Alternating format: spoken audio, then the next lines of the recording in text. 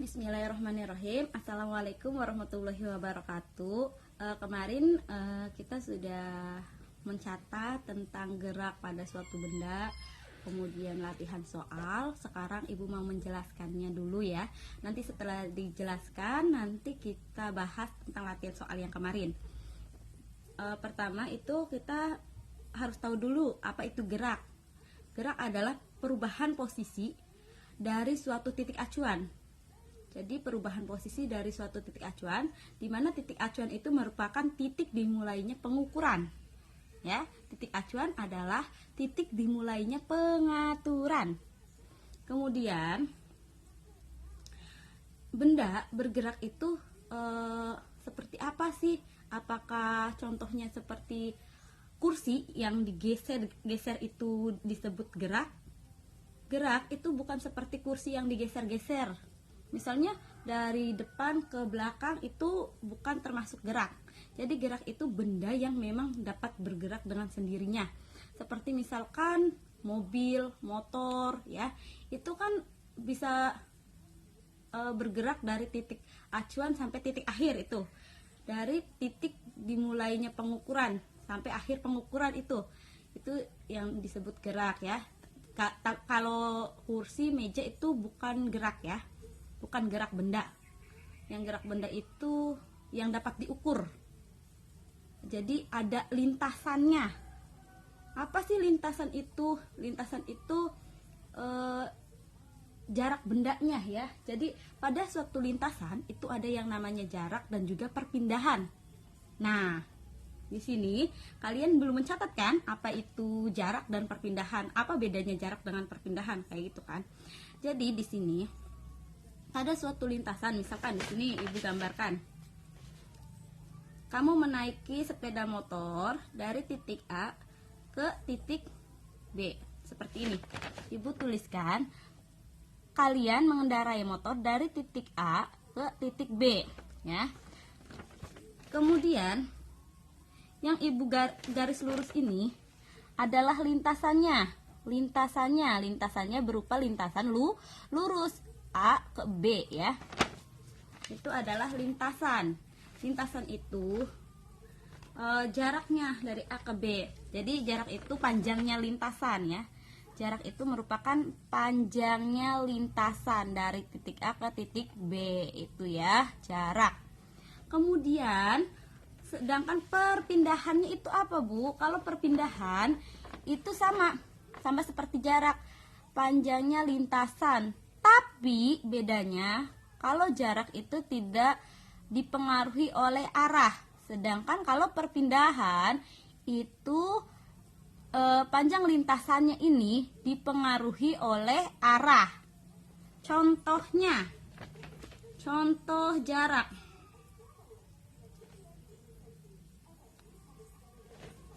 Kalian pinjam buku tidak di perpustakaan? Kalau pinjam buku, coba dibuka halaman 4. Di sini ada gambar denah lokasi. Ini ada lokasi rumah kalian dan ada lokasi sekolah. Di sini jarak rumah ke sekolah itu adalah 2 km. Misalkan Rosa itu pergi ke sekolah. Dia dari rumah pergi ke sekolah dengan panjang lintasan 2 km. Berapakah jaraknya? Jadi Rosa ini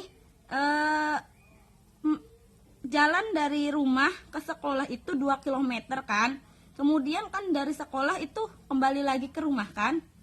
Itu kan sama panjang lintasannya 2 km juga. Jadi kalau jarak itu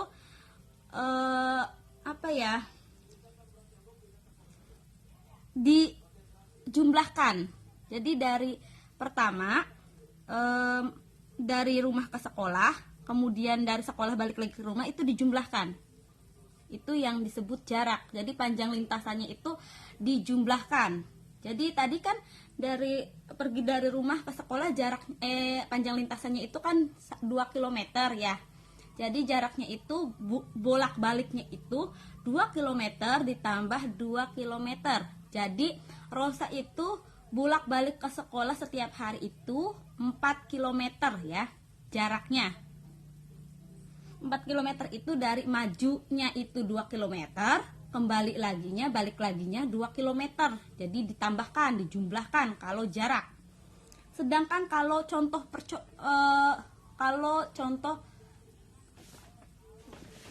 jarak dan perpindahan. Kalau contoh perpindahan di sini, Rosa pergi ke sekolah itu panjang lintasannya itu 2 km. Kemudian dari sekolah Rosa balik lagi ke rumah, panjang lintasannya 2 km juga kan. Nah, kalau di sini kalau perpindahan itu ditentukan oleh arah. Bedanya jarak dan perpindahan. Kalau jarak tadi tidak ditentukan arah kan, makanya dijumlahkan. Rumus dari jarak itu dijumlahkan. Kemudian kalau perpindahan itu karena mengikuti arah. Jadi ini kan arahnya kan kalau dari rumah ke sekolah kan maju tuh. Nah, kalau dari sekolah ke rumah kan kebalikannya tuh. Jadi arahnya kan berbalik. Nah, kalau itu perpindahan itu rumusnya dikurangi. Jadi Rosa pergi ke sekolah itu kan lintasannya 2 km panjang lintasannya. Kemudian dari sekolah ke rumah itu panjang lintasannya juga 2 meter juga. Berarti 2 dikurangi 2 maka hasilnya 0 km. Itu rumus dari perpindahan. Jadi bisa dimengertikan perbedaan antara jarak dan perpindahan. Ya. Itu ditentukan oleh arah kalau perpindahan. Kalau jarak tidak ditentukan oleh arah. Jadi mau ke timur, ke barat, ke selatan itu tetap dijumlah. Sedangkan kalau perpindahan, kalau misalkan berbeda arah itu dikurangi. Ya. Paham sampai sini? Oke. Kemudian kita lanjut. Lintasan itu ada berbagai macam lintasan. Ada yang lintasan lurus, ada lintasan parabola, ada lintasan yang tidak beraturan. Namun kita mempelajari tentang lintasan lurus, dimana kita akan belajar tentang gerak lurus. Gerak lurus berarti gerak pada lintasan lurus. Gerak lurus terbagi menjadi 2 macam, yaitu ada gerak lurus beraturan dan gerak lurus berubah beraturan. Nah, Bu, apa bedanya gerak lurus dan gerak lurus beraturan dan gerak lurus berubah beraturan? Bedanya itu apa? Bedanya itu kalau gerak lurus beraturan itu kecepatannya tetap, tapi kalau gerak lurus berubah beraturan itu percepatannya yang tetap. Kalau lurus beraturan itu kecepatan, kalau gerak lurus berubah beraturan itu percepatan. Bu, apa sih bedanya kecepatan sama percepatan? Kalau kecepatan itu tidak ada yang namanya dipercepat dan diperlambat. Sedangkan kalau percepatan itu ada gerak kecepatannya itu berubah kan, karena percepatannya tetap tapi kecepatannya berubah, sehingga ada yang dipercepat, ada yang diperlambat. Kalau dipercepat bagaimana? Kalau dipercepat, kalau kita naik kendaraan sepeda motor itu kita menggunakan gasnya ditinggikan, itu dipercepat. Tetapi kalau diperlambat, contohnya apa? Kalau kita menaiki sepeda motor itu kita mengerem, itu adalah gerak diperlambat ya. Kemudian kemarin ada 5 soal ya. Ada 5 soal yang dikerjakan oleh kalian. Terima kasih yang sudah mengerjakan dan mengumpulkan ya. Sekarang kita bahas ya. Coba dibuka bukunya. Kita samakan. Ibu sudah menilai kok hasil kerja kalian kemarin. Maka dari itu Ibu ingin kalau yang salah silakan dibetulkan ya. Seperti yang sudah ditulis, rumusnya sudah paham ya? Kalau rumus dari kecepatan itu S dibagi T, di mana perpindahan dibagi dengan waktu. Nomor 1, coba dilihat ya pada buku masing-masing. Nomor 1, seorang anak mengendarai sepeda menempuh jarak 100 meter dalam waktu 20 detik. Kecepatan bersepeda adalah titik, titik, titik. Berarti di sini diketahui jarak. Jarak itu dilambangkan dengan apa? S ya. S. S-nya itu 100 meter. Kemudian waktunya dilambangkan oleh T. Waktunya berapa? 20 detik. Detik sama sekon sama tidak? Sama ya. Kemudian ditanyakannya adalah kecepatan. Lambang kecepatan apa? V ya. Kemudian jawabannya V sama dengan S per T, di mana 100 dibagi 20 hasilnya adalah 5 meter per sekon ya. Jawabannya 5 meter per sekon. Sudah ya. Kemudian nomor 2. Seorang pelari berlari dalam lintasan 200 meter dalam waktu 1,5 menit. Berapa kelajuan pelari? Nah, ini ada kelajuan. Kecepatan dan kelajuan itu sebenarnya sama. Hanya bedanya, kalau kecepatan itu besaran vektor, kalau kelajuan itu besaran skalar. Apa sih Bu besaran vektor dan skalar? Kalau kecepatan itu dipengaruhi oleh arah, tapi kalau kelajuan itu tidak dipengaruhi oleh arah. Sama dengan tadi apa? Jarak dan perpindahan itu ya. Jadi rumusnya sama seperti kecepatan kalau kelajuan. Di sini diketahui lintasannya 270 meter, berarti S-nya itu 270 meter. Kemudian waktu, berarti T-nya sama dengan 1,5 menit. Nah, 1,5 menit ini karena satuan kecepatan itu meter per sekon, maka menitnya itu diganti menjadi detik ya. Menit sama detik beda kan? 1 menit berapa detik? 1 menit itu 60 detik. Di sini ada 1,5 menit. Berarti berapa tuh? 1 menitnya aja 60 detik ya. 60 yang setengahnya, berarti setengah dari 60 adalah 30. Berarti 1,5 menit itu berapa? 60 ditambah 30 sama dengan 90 detik. Jadi waktunya itu adalah 90 detik. Kemudian ditanyakan V atau kecepatan kelajuannya. Yang ditanyakan kelajuannya V. Maka V sama dengan S per T.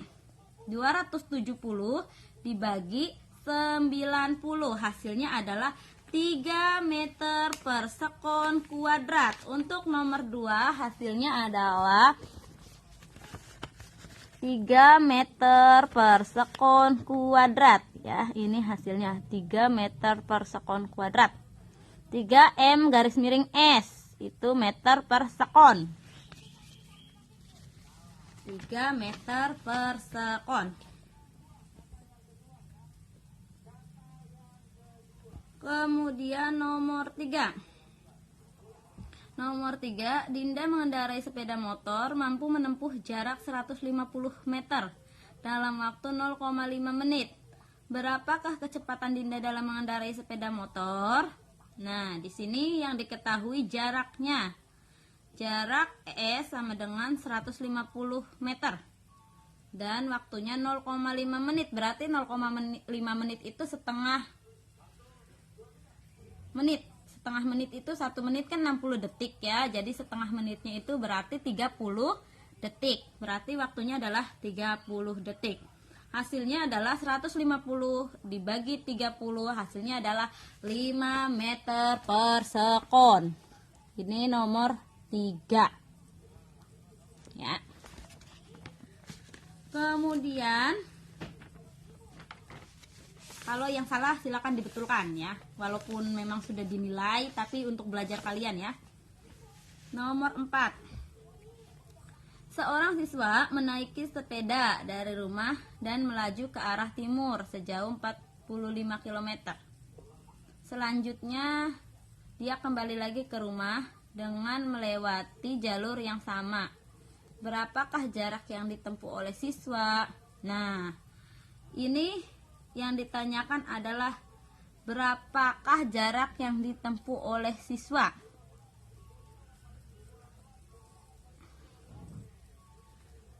Jarak, seperti yang tadi Ibu katakan, kalau jarak itu tidak terpengaruh oleh arah ya, jadi kemanapun dijumlahkan. Tapi karena di sini kalian harus ada rumus diketahui, ditanyakan, dan juga jawab. Ibu lihat kemarin nomor 4 itu tidak ada yang ada diketahui, ditanyakan, dan jawabnya ya. Itu adalah rumus IPA, harus ada. Nah, untuk diketahui, kalian tulis diketahui jarak awal atau JA. JA-nya kan 4 km tuh. Kemudian jarak akhirnya, jarak JAK itu 45 km juga kan. Nah, ditanyakan berapakah jarak yang ditempuh? Berapakah jarak yang ditempuh? Kemudian jawabannya, jarak yang ditempuh JA ditambah JAK sama dengan 45 ditambah 45, hasilnya 90 km ya. Kemarin memang ada yang hasilnya benar 90 km. Cuman jawaban diketahui ditanyakannya bukan seperti itu ya. Coba dibetulkan lagi. Kemudian seperti ini. Nomor 4 silakan dibetulkan ya. Seperti ini. Bisa dilihat. Oke, selanjutnya nomor terakhir, nomor 5. Seorang pemain ski bergerak turun menuruni bongkahan es dengan kecepatan 3 meter per sekon kuadrat. Ini percepatan ya. Kalau tadi kecepatan itu meter per sekon, kalau percepatan satuannya meter per sekon kuadrat. 3 detik kemudian kecepatannya meningkat menjadi 18 meter per sekon. Berapakah kecepatan awalnya? Kemarin kita sudah tulis rumus dari percepatan itu, A sama dengan delta V per delta T. Nah, untuk mengetahui delta V itu kan secara ringkasnya tuh delta V per delta T, di mana V itu kecepatan dan T itu waktu ya. Nah, untuk dipaparkannya, untuk delta V ini adalah kecepatan akhir dikurangi kecepatan 0. Agar dapat delta V itu kecepatan akhir dikurangi kecepatan awal ya. Di sini diketahui percepatannya sama dengan 3 meter per sekon kuadrat dan waktunya 3 sekon. Tidak ada yang diganti ya. Kemudian kecepatan akhirnya 18 meter per sekon. Berarti yang ditanyakannya kecepatan awal ya, kecepatan awal yang ditanyakan. Nah, kita pakai rumus A sama dengan kecepatan akhir dikurangi kecepatan 0 dibagi delta T ya, atau dibagi waktu. Kemudian kita masukkan nilainya. A nya adalah 3, kemudian T nya adalah 18 dikurangi V0 nya tetap V0 dibagi 3, maka berubah kedudukan. V0 itu sebelah kiri. V0 sama dengan 18 dikurangi 3 dikali 3. Kemudian diturunkan. 18 dikurangi 3 dikali 3 sama dengan 9 kan? Berarti 18 dikurangi 9. Maka hasilnya adalah 9 meter per sekon. Ini juga masih pada salah nih. Tuh. Jadi kita pakai rumus ini. A sama dengan kecepatan akhir dikurangi kecepatan awal dibagi waktu. Kecepatan akhirnya itu berapa di sini? 18 kan? Nah, turunkan 18. A-nya adalah 3 diturunkan ya. Kecepatan awalnya kan belum diketahui tuh. Jadi kita pakai V0 lagi. Dibagi waktunya berapa? 3 menit kan? 3 menit apa 3 detik? 3 detik.